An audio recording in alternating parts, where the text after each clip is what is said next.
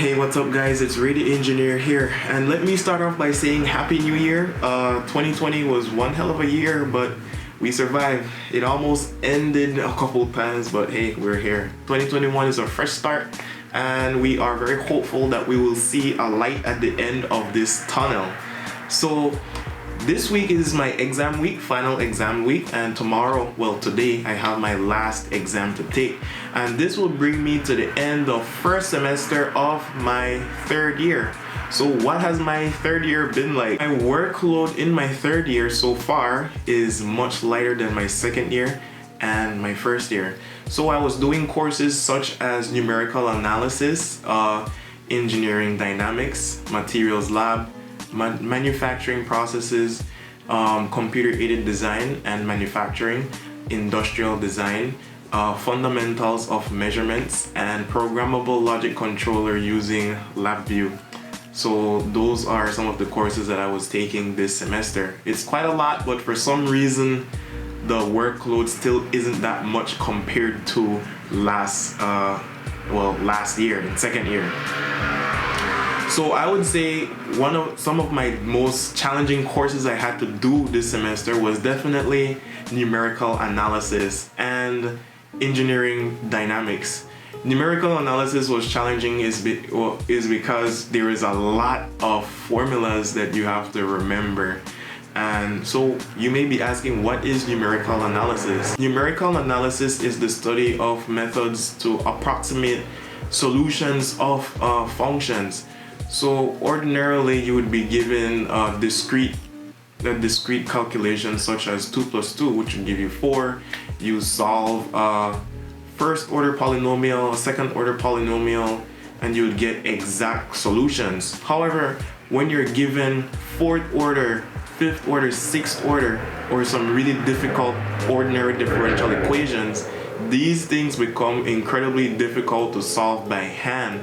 So we study numerical approaches, which is to approximate the solution of these functions, and then we can get a reasonable amount of error. However, the approximation is pretty close to the actual value, provided that you can actually get the actual value. So that's what that course is about.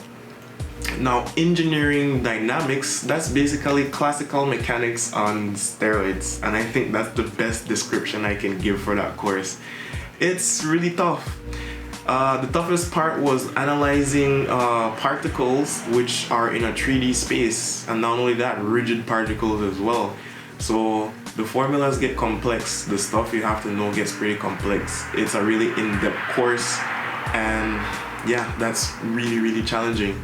The other courses though, such as manufacturing processes, it's heavily theory, so there's a lot of reading and memorizing. It's not that hard. Same goes for materials lab. You actually do a lot of labs, so you have to write out reports and submit them, so not really hard either.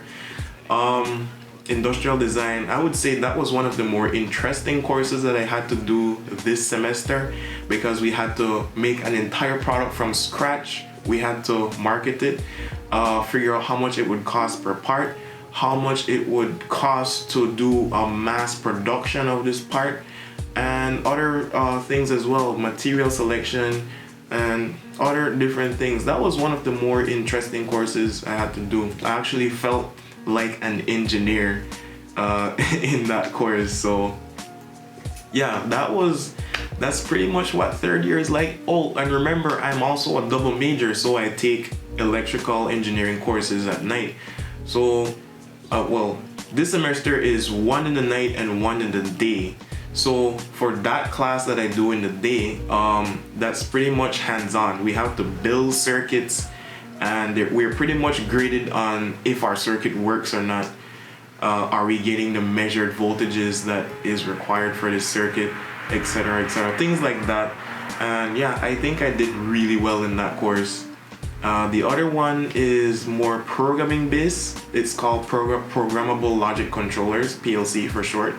And we had to use software and coding, morely LabVIEW, to code for different PLC devices and how stuff will work. That's a pretty interesting course to do as well.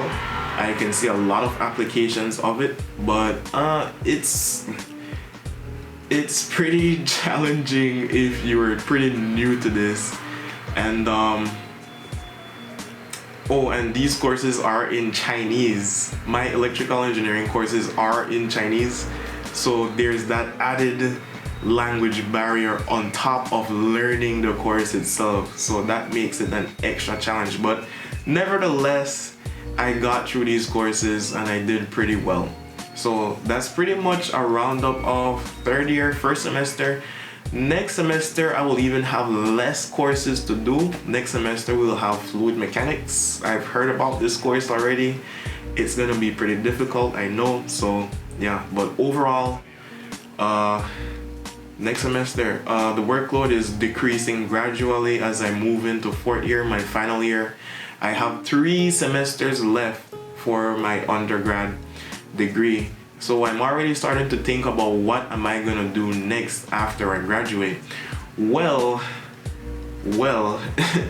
so I'm actually thinking about switching and going into medicine altogether.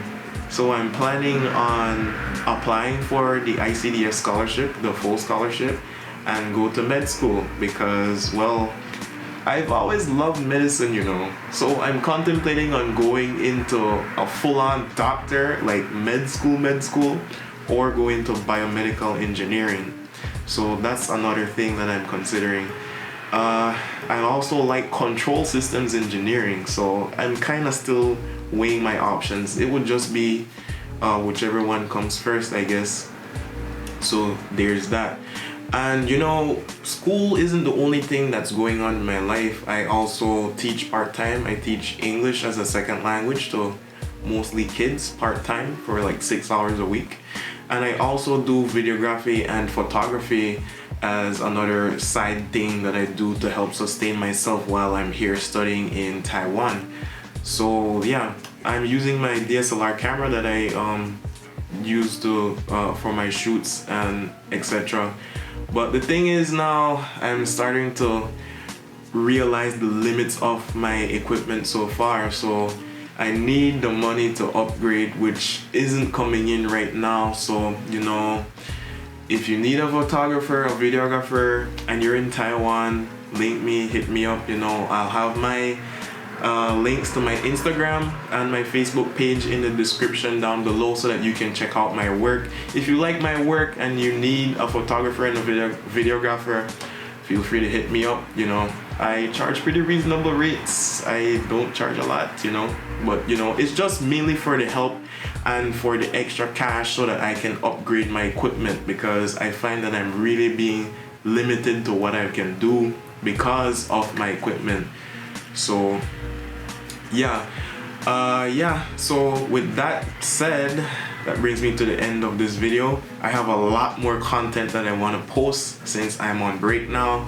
I actually have a photo shoot next week. I'm doing a photo shoot and a video shoot for my friend that is in Taipei for her birthday. So I want to take you guys through the process and video. Well, basically making a vlog about the process of doing a photo shoot and also show you around the place. So yeah. And yeah, that's pretty much it. So if you're new to the channel, follow me on Instagram, on Facebook, and whatever other social media I have. I'll link those in the description down below. And I will see you guys in another video. Thank you so much for watching. And yeah, peace.